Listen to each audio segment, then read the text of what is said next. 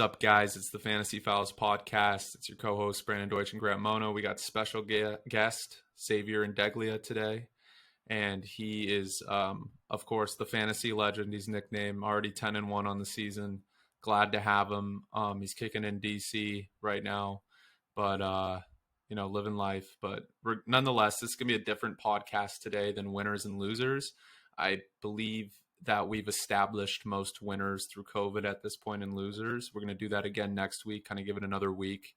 Like the guys we discussed, Yurtsevin, pick him up if he's on waivers, guys like that. If you can get a hold of Franz Wagner in a trade, that's the type of stuff that we'll be talking about today. We're going to do buy low, sell high, and hold trade targets. And this is relevant all the way up to your league's trade deadline, which should be March 4th, could be before.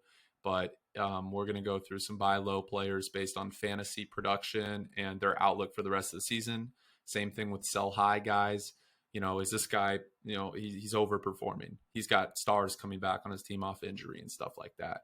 And then holds, which we'll discuss as well. So we each have lists, and we're going to start with Xavier. There's not going to be a timer today, but we're going to try and have this 30 minutes long. It's a little bit different than our other podcasts. So enjoy the trade target special, buy low, sell high, Fantasy Files edition. Let's go with Xavier. Who are your buy low players right now? Sure. So first I want to say I love the gas up you give me every time I come on here. Every time you refer to me as a fantasy legend, this is the whole reason I come back.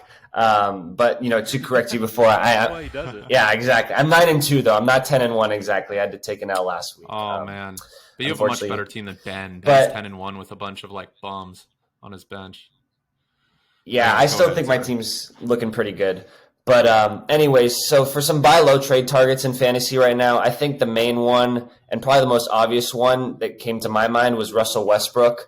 Basically, since Westbrook had his MVP year. After Durant left, he has had 3 different all-star players that he's had to get used to. The first year, he had to play with Paul George. Second year, he had to figure it out with we played with Paul George twice. Then he had to figure it out with James Harden, and now he's got to figure it out with LeBron, and then Bradley Beal, and then LeBron. So that's actually 4 stars. And each of those years, Westbrook being such a chaotic player, it takes him a while to get his groove and to really get comfortable playing like himself next to another star, whether it's Beal, George, Harden, or LeBron. And he always has this very strong second half to the season. Last year, I thought was the textbook example when he was, really had a poor start. And then, towards the second half, he was having those crazy stat lines, those 16 points, 18 rebounds, 20 assist stat lines that were just, out of this world. I'm not sure if he's going to, put up numbers like that, but I think you should expect his numbers to go up. Whether or not the Lakers will be better because of it, I'm not sure, but I do think Westbrook is a good buy low trade target in fantasy. I think Jason Tatum is another great buy low trade target. He's shooting right now abysmal, it's compared to what he did last year. I'm pretty sure he's shooting 7 or 8% worse than he was last year. I don't expect that to last. This is another player who just typically plays well the second half of the season. I'm not sure if there's any rhyme or reason for it. It's just what we've seen throughout his short career so far. And considering the team is so focused around him and he's such a dynamic scorer, hasn't really had any serious injury, I think there's no reason to suspect Tatum will be able to pick it up. So I think you should pick up Tatum. 2 other buy low candidates are Chris Middleton, another player who's kind of had a not so great of a year. He just came off, his first NBA Finals. And then he played in the Olympics, so he might be a little sluggish, not fully 100%. But I think as the season wears on and he's starting to get closer to the playoffs, he's going to start putting up numbers that we're accustomed to seeing from Middleton. And my last buy low candidate is Josh Giddey. And I'm a big fan of Josh Giddey as a fantasy player. He's just a stat stuffer. He leads his team in both the rebounds and assists. And he's not the most efficient, but, he's 19, he's 18, 19 years old from overseas, and he's the full-time point guard for this NBA team now. And so he's still figuring out where to pick his spots shooting-wise and even turnover-wise. But I think whether he does or doesn't, he's always going to fill the stat sheet. And I think as time goes on, his efficiency will go up, and then these sort of he'll be putting up near triple doubles every night, and I think he'll be a really good player to target right now in a trade. All right, yeah, Giddey's one of the international prospects in recent memory. I remember when I was scouting him for my NBA draft articles and projections, I liked him a lot. I did not think he would get picked that high, but I knew he was like a discount LaMelo Ball. But at this pace, he could become like a LaMelo Ball type of player, whereas could get a triple double every night. He's obviously the youngest player ever to get a triple double, so hats off to him. He's a great fantasy option. Grant, let's hear your buy low players. That's a great comparison because they're the. Yeah, go ahead, Xavier. Oh, sorry, I was just going to say it's a great comparison because those are both the only two. I want to hear about Xavier. Those are the only two players in the league, I'm pretty sure, aside from Jokic, who lead their team in assists and rebounds, are Gideon, Ball, and Jokic. I think those are the only three, so that's a great comparison. Yeah. That's crazy. Also, who was the youngest player to achieve a triple-double before? Ball. Sorry, Grant. Go ahead. So. Who was it? Right. Yeah. Oh, was it? Oh, yeah, it was. Last year he did it. So we're going buy lows, right? Is that what we're doing here? Yes, sir.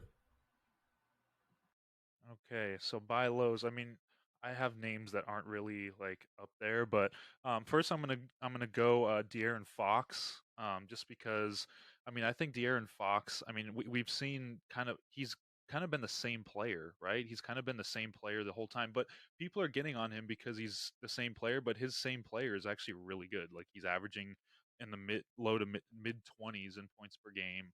I believe his assists are they're not as good as they've been in years past. His 3-point percentage is around 27, 28%. Of course, he made every single one of them against the Lakers, as everybody does. But this guy is a pretty good player for what you can get. Like people are probably just going to sell off on him. But I think like buying low on this guy just because he puts up stats. I mean, look, the Kings aren't going anywhere, but he's still going to get his stats. And I honestly think that the Kings should trade him. And if they do, and if he goes to a contender or maybe like a mid-level team, I mean, look for this guy to just blossom because I mean, De'Aaron Fox has shown that he can perform at an almost all-star level. I think he should have been an all-star last year. Um, but yeah, I just think De'Aaron Fox is one of those guys where you can get him for probably not that much, and you'll get a lot of productivity at him, even if he doesn't shoot the three very well. He's if you go back to his fantasy game log, 25 points, 29 points, like he's going to put up those kind of numbers. Um, Another guy is Tobias Harris. Tobias Harris was amazing last year, as we all know. This year, he said he's dealt with COVID pretty bad, and it looks like it's affected him pretty well because he has not been that great. But what he has been doing is he has been kind of getting the ball more often, which is I don't understand why they're just pushing the ball to him, and they're expecting him to be the Tobias Harris of last year. Now he's shooting 30% from three. He shot a 36% over the last 4 years. So you're going to see that and you're like, oh well, it's kind of a decline this year. But I mean, if you look at his fantasy value, his rebounds and assists are up. So that's something that he didn't have last year that he has now. So his shooting will probably get better. So that's always when a guy's shooting bad, they can always shoot out of a slump. But the rebounds and assists are something that you can look at to be like, okay, if I get this guy for a couple players and he starts shooting better, which a lot of guys do. After COVID, they kind of take a little bit. We saw it with Jason Tatum. We saw it with Luka. Luka's kind of getting back on there, but I like him if you're trying to acquire for a low price. I just do. Another guy I want to mention is Chris Duarte. I mean, I talked about him way in the past. Chris Duarte, the Pacers, we don't know what's happening with them. Like we know they're going to rebuild. We don't know when. I mean, it seems like we don't know when Sabonis is going to trade. We don't know when Miles Turner is going to trade. But they're starting to get. I mean, they're starting to get healthier, so they have kind of a full team. They're still probably going to trade everybody. So with that being said, I mean, Duarte started the year with 8 straight games of double-digit shot attempts. So they feed him the ball. He averages 18 points on. I think it's almost a 40, 50, 90 season. 44, 42, 92. And his assists and rebounds aren't there, but that's why you can get him for a low price. You can get him for a couple players that aren't like superstar caliber, and you'll get that productivity of an 18-point player, for that. So those three players are my main guys.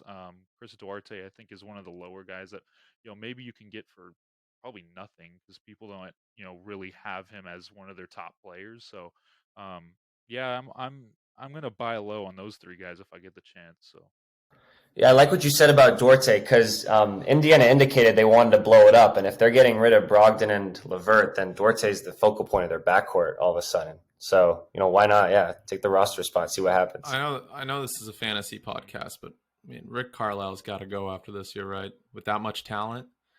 I mean, I know it's early, but like, come on, dude. It's such a shame. I mean, now we know it was not a Luka problem. Like that guy was just treating his players like crap. You read that story? Like, oh my gosh, he was treating just because he was friends with Dennis Smith Jr. Yeah. He's like, screw Dennis Smith Jr. It's hindering your development. He let him go. Yeah, that's just that whole organization right now.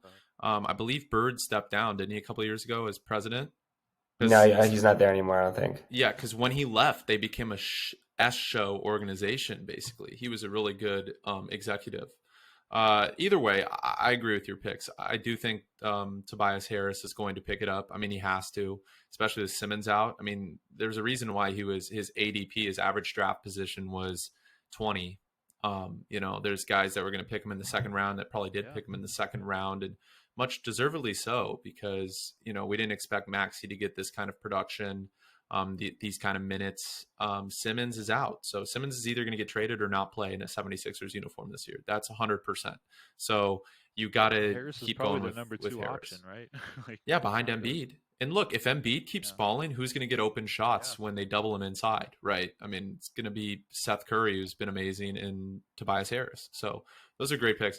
The guys that are on my list, I want to start with Anthony Edwards. Anthony Edwards is highly inefficient still because he's young. A lot of times he's very inefficient. He can have games where he puts up, 10 points, 4 from 18 from the floor, similar to the Laker game the other night. The Lakers kind of shut him down, and then he went off against the Clippers the next night. I mean, this is Anthony Edwards. Anthony Edwards is a very underrated defender. When people want to do the redraft, personally, I always thought LaMelo was the number one prospect, but Edwards is the clear two, because the Timberwolves should not be angry about or sad or regretful about taking Edwards one, because that guy's a superstar written all over him. His defense is completely underrated. He's 2 steals a game. He gets blocks. He's supremely athletic. He's become a very good on-ball defender. He's still learning. He's young. So, of course, some guys get by him and he looks like a clown sometimes on defense, but that's because he's young. He also is he's a hard worker.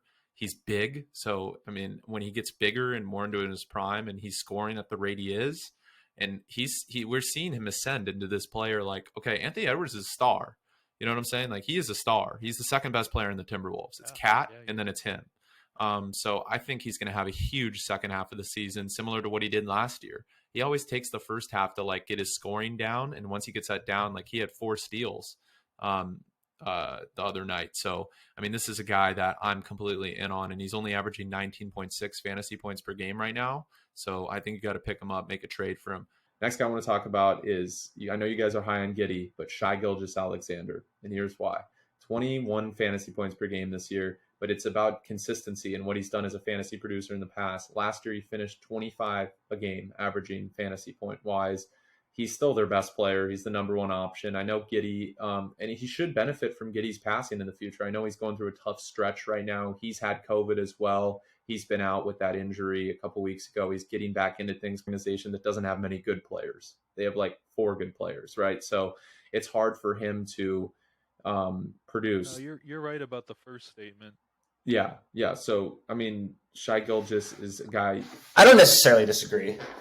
I mean, Shai Gilgeous is a guy that I think that's a good pick. See, there you go. I think Shai Gilgeous is you need to trade for him. I think he's going to have a huge second half, monster second half. I really do. With Giddey's passing, he should get more open shots. Anybody will take the trade for him, though. Who's going to take the trade?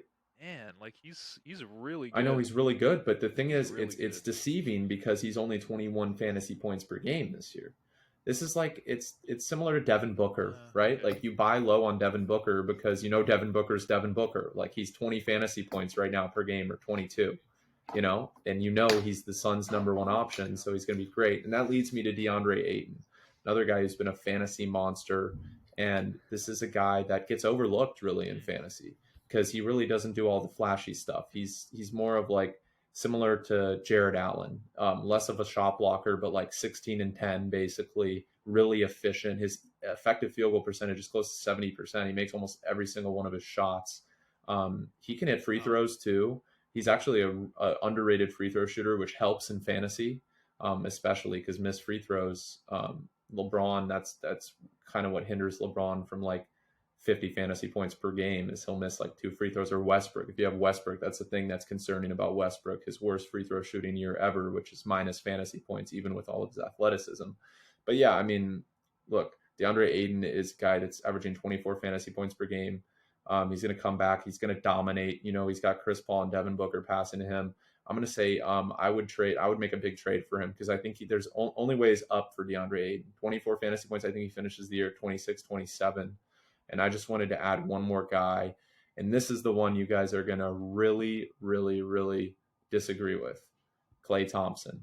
And here's why. Here's why you guys might disagree. You might think I'm crazy because Steph Curry's on the team. Jordan Poole's on the team. There's a lot of depth. I mean, Steph Curry has played miserably fantasy-wise, like 3 of his past 4 games. -3 fantasy points, 8 fantasy points, 6 fantasy points. But he'll get that 50 fantasy point game in. So, like, they got depth because they're winning games without Curry sometimes, basically.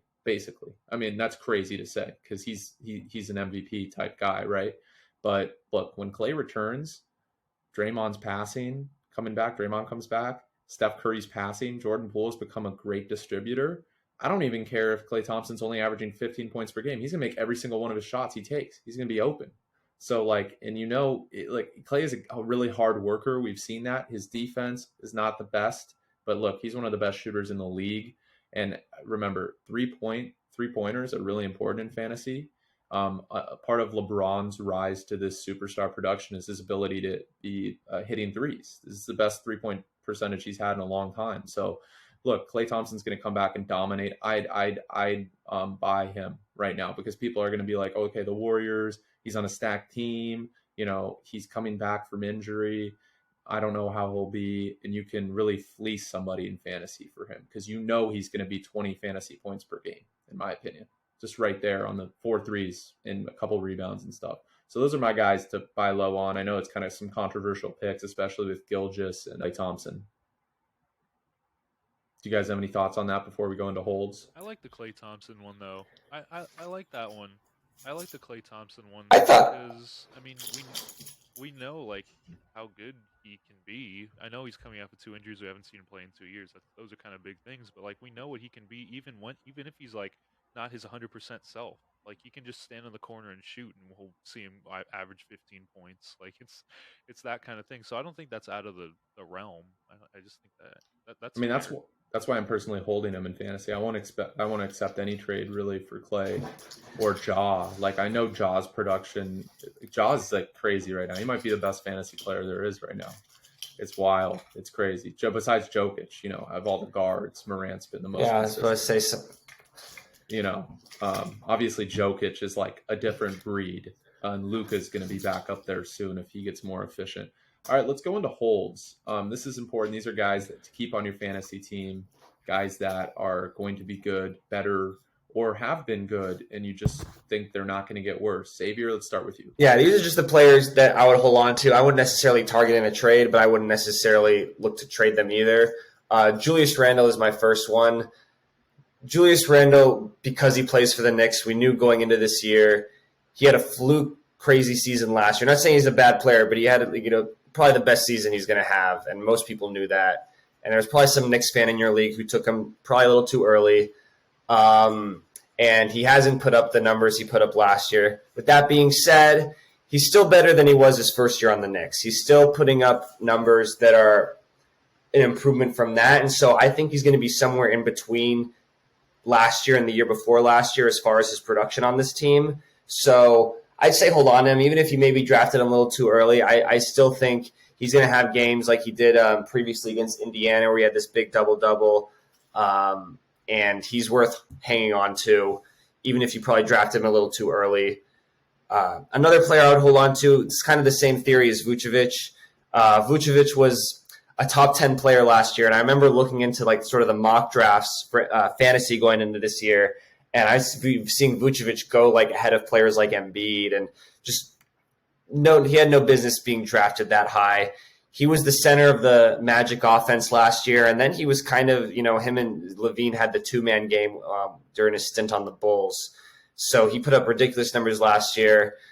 Now with the offense being mostly focused on the wings that they acquired, he's not going to be the big producer he is last year. If you've owned him, if you drafted him and you have him, you've probably come to accept that. However, I feel like where he is right now is kind of as low as it's going to get as far as production. He's, averaging kind of a very modest double-double. But because he's still good, because he's still such a physical presence and will get all these minutes and is very important to the team, he will still find ways to contribute. So I would still hang on to him even if you did draft him too early. And the last player I'd say to hold on to is Jordan Poole. One, because you're not right now, you're not going to have any luck trading him because everybody's going to be everybody who's following sports is going to know Klay Thompson's coming back and probably not want to buy him. So I would just say hang on to him. He can still contribute off the bench probably just as well as he's contributing now as a starter. Maybe his numbers might go down, or maybe they'll go up now that he's not sharing the backcourt with Curry. So I'm not necessarily saying he's going to be a better fantasy player when Klay comes back, but I don't think you should look to trade him or get rid of him just because Klay's coming back. I think you should hang on to him and see how it works with him coming off the bench now in that sort of six-man role. Those are some good selections. I couldn't agree more. Grant, what about your holds? Yeah, I have a couple. Jalen Green's one of them, just because I mean, he's missed a few games here and there. I think he had COVID for a little bit, hasn't everybody?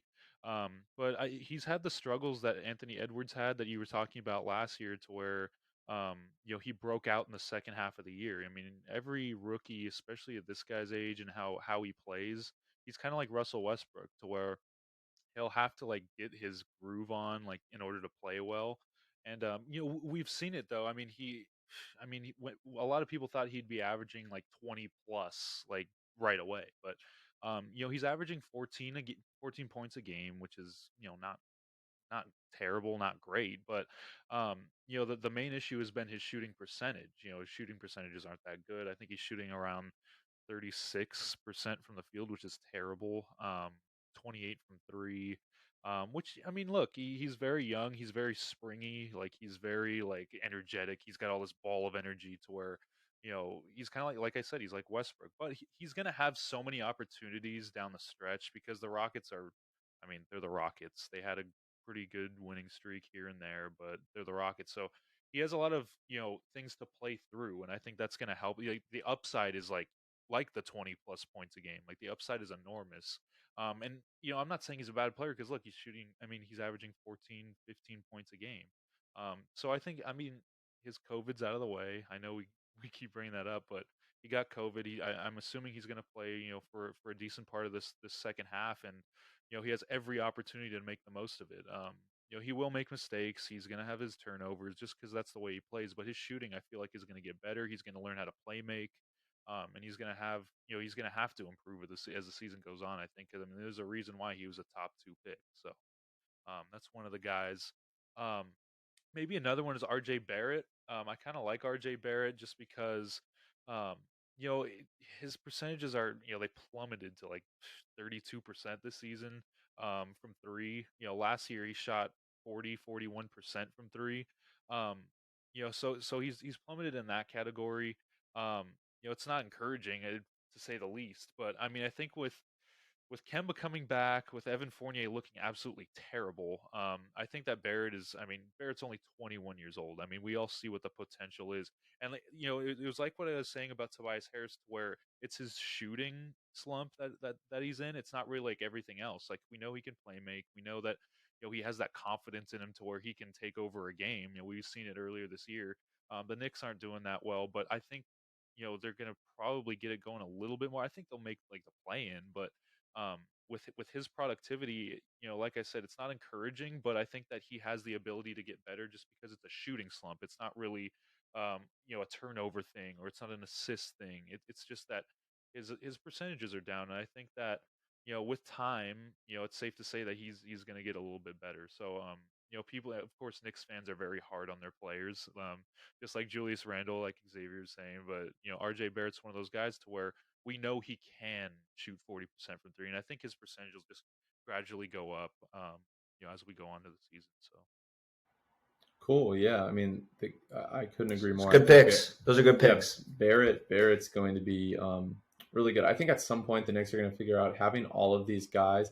Sometimes the problem with having so much depth, like and having all these good young players and good players in general, is they don't know how to use them. Thibodeau's a defensive coach. He really is not good at implementing offense. I mean, even when they were good last year, you could see Randall was just otherworldly, which is why they were doing well. Like he was still going 1-on-3 and making shots, taking wild threes.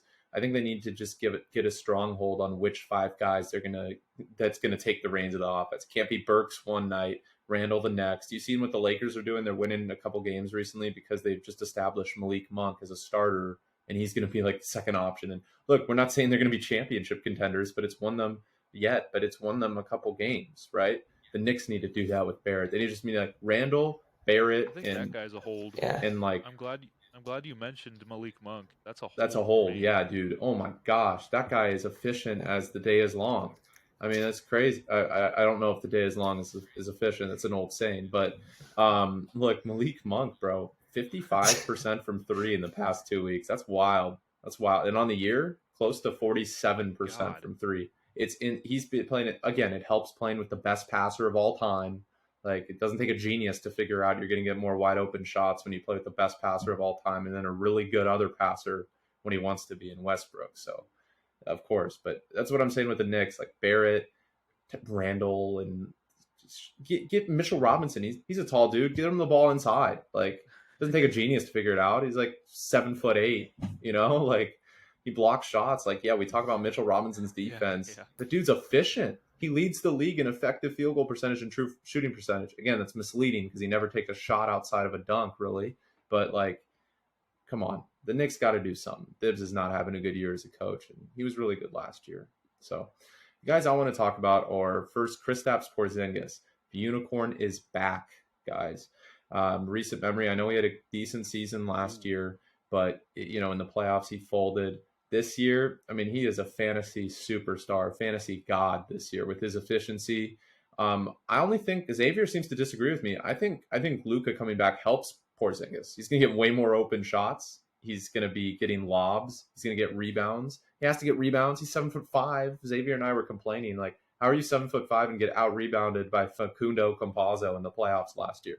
But he's been good. He's been efficient, and he's blocking shots. The defense is going to have to plan for Luka, not Kristaps. Yeah, I do disagree with you, Brandon, but I'll get to that later because I have him on my sell high list. So I'll get to that that's later. Why you traded him to me and LaMelo for Luka. I think that's a pretty even trade. I think I won that trade just because I got 225 fantasy point scores pretty much, but Luka's unreal. So, I mean, Xavier had I gave a lot for him, but Xavier had the depth. Yeah, but I'll talk about Kristaps Langer. I'll talk about Kristaps Langer. Definitely, but I'm high on him. I think his efficiency, if you just look at the numbers strictly, I mean, Jason Kidd, we thought he was all crazy in the beginning of the year when he was like, yo, like, Kristaps, we're going to get him back. And we're like, you're crazy. Look what he did in the playoffs. And they did. And that really makes this team dangerous long term. And he's blocking shots. He's playing great defense. So that's a hold. Another hold, this is going to surprise you other than Monk, which we discussed, Omar Yurtseven. And this is why. He's played a lot of minutes for Dwayne Dedmon being out, and of course Bam Adebayo. Even when Dedmon, Adebayo, and Tucker are back, Yurtseven's the clear center on the second unit. Like Dedmon's never going to play another minute, probably. That guy is averaging 16 rebounds per game over his past 5 games. When he gets 25 plus minutes, he's a rebounding monster. Very efficient, can hit the three every now and then, gets lobs, blocks. You want to see more blocks? Yeah, but you got this guy free on waivers anyways, so it's not like you're expecting more than 15 to 20 fantasy points. But when you're thinking of a guy like, okay, maybe I sell Yurtseven high. No, that guy is really a talented basketball player. And if you watch the games, like I've been watching him, there's no way Eric Spoelstra is not keeping that guy in the second unit, even when they're fully healthy. that guy's unreal. And he's one of those guys like Gafford last year in limited minutes can do a lot. So I'd hold him. Last guy I'm saying, Bradley Beal, finally putting it together. The man is unreal right now. His playmaking has taken it to another level. We saw what he could do scoring-wise with an elite passer in Westbrook last year. They don't have anyone good passing it to him, so he's had to do everything himself. So he started off kind of similar to Paul George, inefficient, handling the whole reins of the team. But with Kuzma starting to ball out, Beal has really been able to not only pass, but score at an elite level now. I mean, 38 fantasy points, 35 fantasy points, 22 fantasy points, not amazing, but then 38. I mean, him and John Morant have been two of the hottest players in the NBA. I know because I have him on my fantasy team. Hold both those guys. John Morant, obvious hold. I mean, unless he gets hurt, that's Derrick Rose 2.0. You know, I mean, I think he's just extremely talented. We pray every day that he doesn't get hurt. But he's having a very similar season, like Xavier mentioned in the group chats, our fantasy basketball group chat. Very similar to 2011 Derrick Rose, and he should be in the MVP conversation. But yeah, those are the guys I'd hold on to. Do you guys have?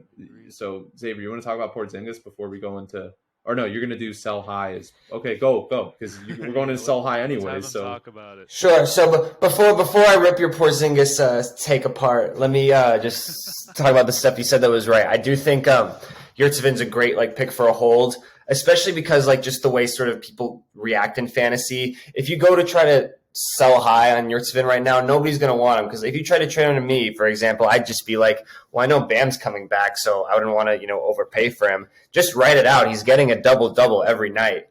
And yeah, he's going to be the new second unit guy. So just write out this run he's on as the new starting center, because he's playing great. Malik Monk as well. Yeah. Because the Lakers are just kind of searching for things that work right now. And this is kind of the first thing all year they found that's worked, is putting Malik Monk in the starting lineup. So now okay, we got this down.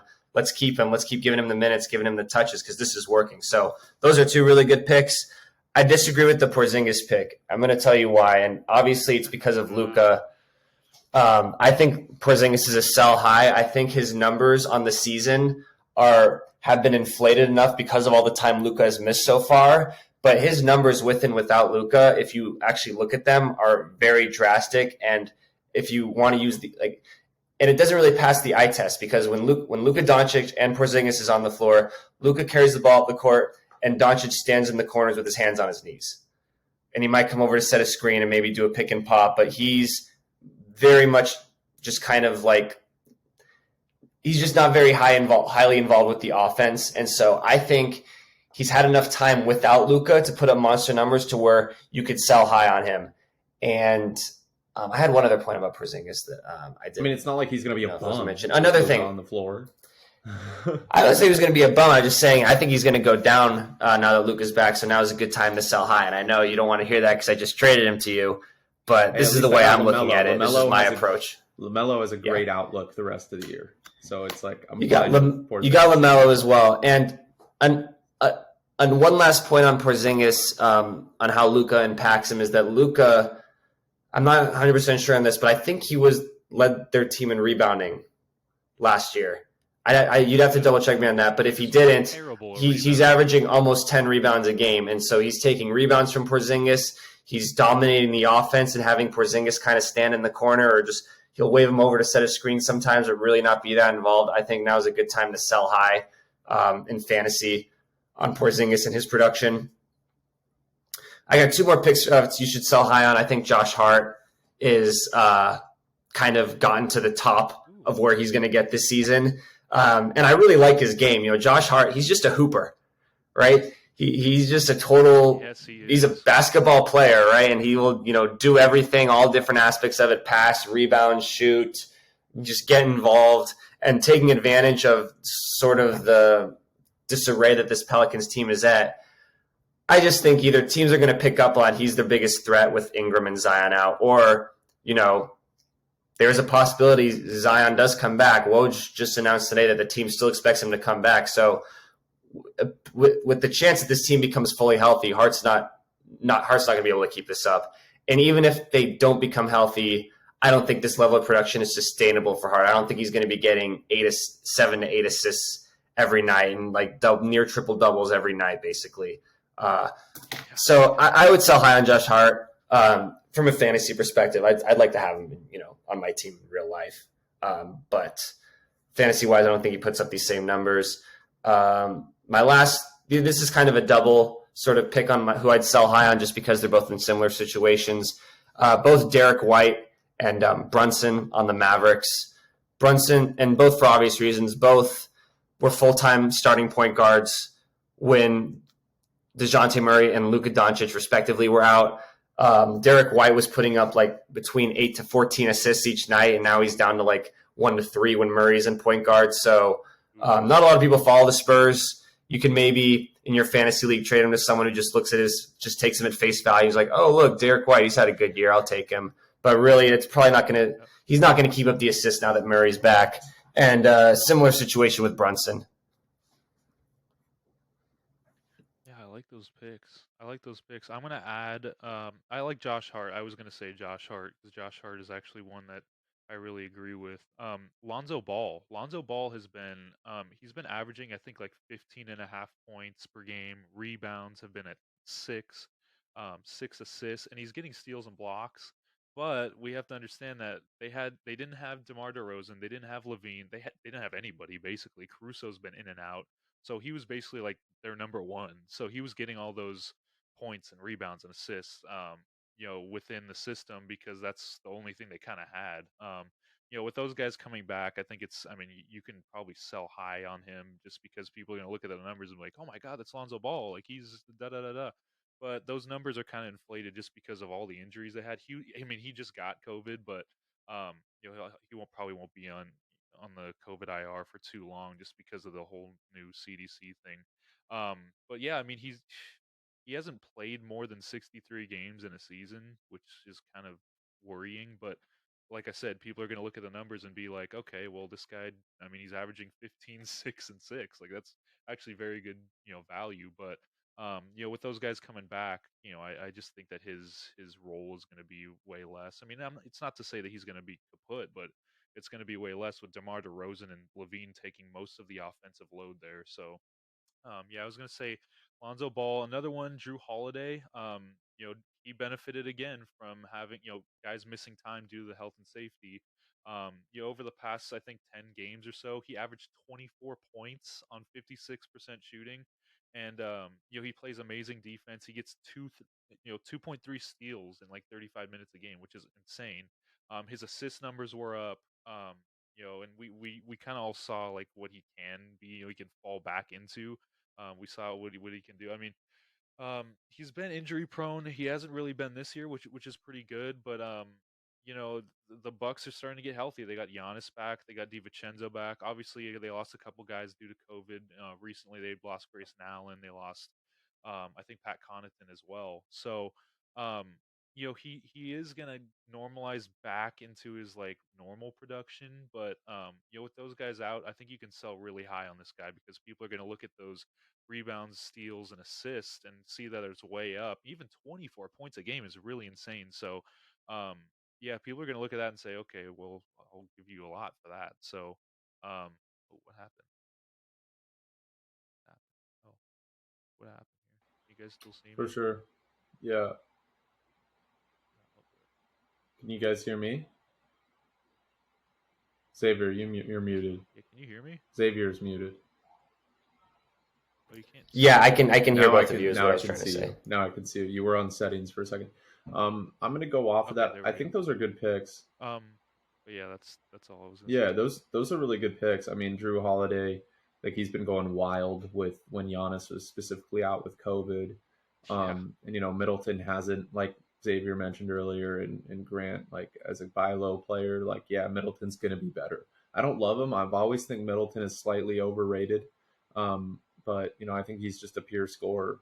So I don't think he does any. He plays defense. He's a pure scorer and he gets steals. I think his passing's overrated. I think his whole game's overrated, which is why I think Giannis's championship run is that much more impressive. Better than Kevin Durant's ever done. So riding on the Middleton is overrated. This is the first time I've ever heard that. Yeah, well, I think it's gone to the point you win a champion. Dude, he's been overrated since Kendrick Perkins called him Batman and called Giannis Robin. From that point on, it's like, come on. Like, yeah, he's good, but I still think Drew Holiday is the second best player on that team, not Chris Middleton. Yeah.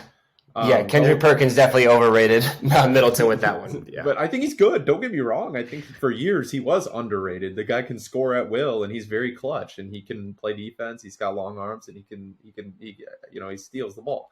But I'm going to go off of that and say that sell high for me, Kyle Kuzma, and this is why. I mean, like, I like Kuzma. I think he's been balling. But yes. Come on, he's never going to be better than this. He's averaging like 30 fantasy points over his last 3 games.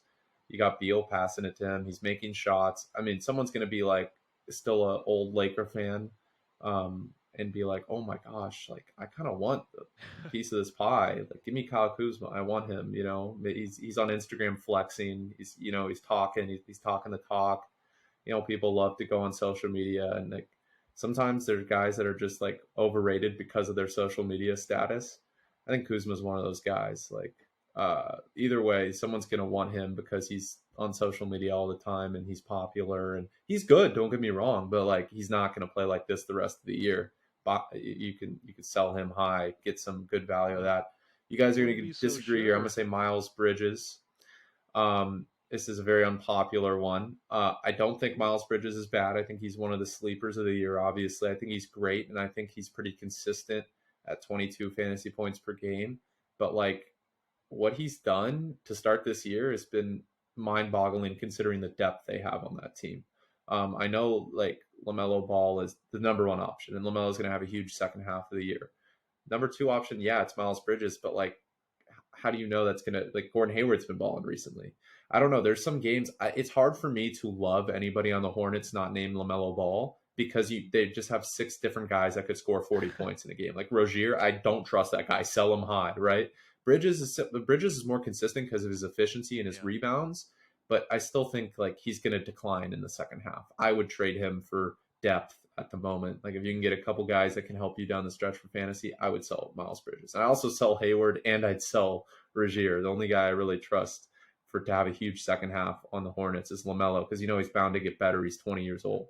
So those are my like sell high guys. What do you guys think of that? I like that. I think we talked about some good things today. You brought up a good point about Bridges, actually. You brought up a kind of good point about Bridges. At first, I was about to like say no way. I still like Bridges. I wouldn't sell him. I wouldn't sell high on him. I still think he's going to keep it up. I would hold. I would put him in the hold category. But yeah, you did bring up a good point. They've had a weirdly high amount of production from 4 out of their 5 starters. Those 4 guys, right? Ball, Rozier, Hayward, and Bridges are all putting up really good numbers, and it's kind of suspicious. So you wonder if like any of those shoes are going to fall off. So I could see that. Yeah, definitely. Any other guys you want to add before we go? I know this is a relatively long podcast. Like, what do you guys think about Desmond Bain with Dylan Brooks coming back? Is that a guy you sell high on, or you hold because he's been supremely efficient from 3? No, I'm holding. I'd hold. I'd hold Bane just because his 3-point shooting is like very underrated. I think we're not talking about him enough, about like 3-and-D guys that are so critical. Like he's and it's not like just like he'll get you 10 points. No, he puts up like good numbers, and he even with Dylan Brooks back, I think he'll continue that just because of how good they're playing as a team. Like that goes a long way when you're playing good as a team. Like all these guys feel good, they feel confident. They're gonna put up stats. Another guy, just like John Morant is, and he's winning games for them. But Desmond Bane's a big reason for that too. Definitely another guy I would add, like, to keep an eye out. Or you want to go, Xavier? I was just going to say Jaren Jackson Jr. is another guy to watch out for, to keep an eye on, maybe buy low, because he's not doing too well. Xavier, what were you going to say? Yeah, that's a good point. And I was just going to build off after your pick for sell high, because I think you brought up a good point, and I think this is a kind of, for people who are listening to our podcast for fantasy tips, I feel like this is a good perspective to keep in mind, is that anytime a player goes on a hot streak, you need to kind of look at the context, particularly in the lenses of COVID and injuries, on what other players on that team that are in that position have not been playing through that stretch. And with Kyle Kuzma, basically their whole front court has been out. Montrezl Harrell's on COVID protocol, and Thomas Bryant's been dealing with the ACL tear. He's supposed to come back within a week or 2. You get both those players back, all of a sudden, you got this kind of thick rotation at the forward spot.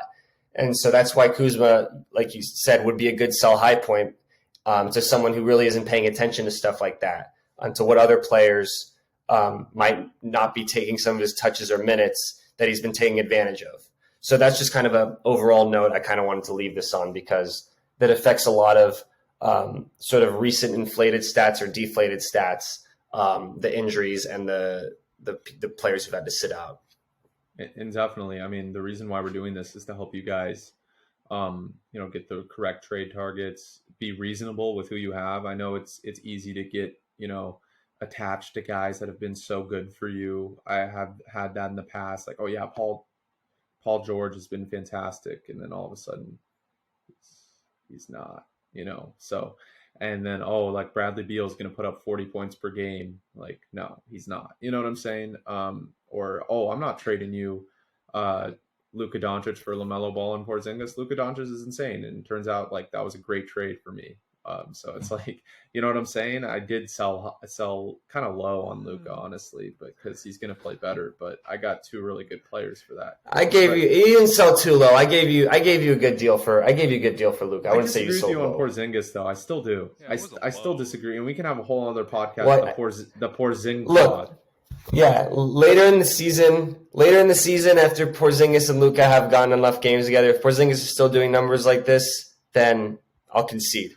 I just kind of want to see it play out. Funny thing I'll leave this podcast on is I know it's long, and if you've listened to it fully, you're going to listen to this too. So my girlfriend doesn't know much about basketball. And I've been telling her I was on a 6-game losing streak in fantasy because all my guys had COVID for like 6 weeks, and I had Zion. Thank gosh I traded him. Honestly, Xavier basically gifted me a win, giving me LaMelo and Porzingis, because if I kept Doncic, I would have lost to SJ. But I was telling, this is before I beat SJ, right? I was like, oh my gosh, Porzingis isn't playing today. Like, screw that guy. And she's like, oh, come on, Porzingis. His name's Porzingis? What kind of name is that? And I was like, oh, he's really good. He's from like Latvia, and Xavier and I were making fun of him at the playoff game last year and saying he was from where was it? Where do you say he's from? Serbia or some you were making fun of Russia. I think he said like he was from Sweden or something. Yeah, I was saying he's from like Sweden or something. Yeah, Porzingis. He's just a walking meme, bro. I like that guy. He's cool. He can ball though. He can ball for real though. It's like it's not. I just thought that funny. Was hilarious. Your girlfriend gave the whole Tingus Pingus speech. Michael Rappaport, the legend. All right, yeah. Thank you guys so much for listening. Thank you, Xavier, for being on. Grant, as always, man himself, always available to do these with me. And thank you, Xavier, for continuing to come on. More information. We want general basketball topics. We got a great Baller Sports Dialogue podcast coming on. It's going to be out within a couple days. We're starting advanced metrics talk with the Bro Talk. You like Bro Talk? First Take. Okay, we're First Take plus because we actually give statistics instead of babbling on about like emotions like Stephen A. and Kendrick Perkins. But I guess that's good TV, so we can do half of that and then give stats the other half. So I'm excited for that. I also am doing this really great article on ballersportsdialogue.substack.com about NBA power rankings using these advanced metrics, including effective field goal percentage, PER, offensive defensive rating, RPM. If you don't know any of these statistics, and it sounds like most people probably don't know these statistics, look them up. They're very important. No one really trusts field goal percentage anymore because it doesn't take into account threes or more, which EFG does. True shooting percentage takes in field goal shots. So that's all going to be good. That article is coming out on Monday, January 9th.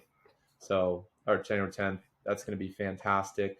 So keep looking for us. Follow us on TikTok, Fantasy Files Pod, Instagram, Fantasy Files Pod. And yeah, so thank you guys so much.